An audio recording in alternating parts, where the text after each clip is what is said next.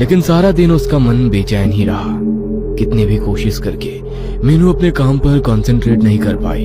Lunch break के time Reema ने मीनू से कहा, क्या बात है, आज तुम कुछ परेशान सी लग रही हो? तबीयत तो ठीक है ना? तुम्हें ये जामिनी कुछ अजीब नहीं लगती? हाँ अजीब तो है। आज भी सुबह मैंने उसको अपनी माँ से बात करते हुए सुना, लेकिन माँ से कौन इतना छुप छुप कर बात करता है, समझ नहीं आया। मीनू ने कल रात की बातें रीमा को नहीं बताई।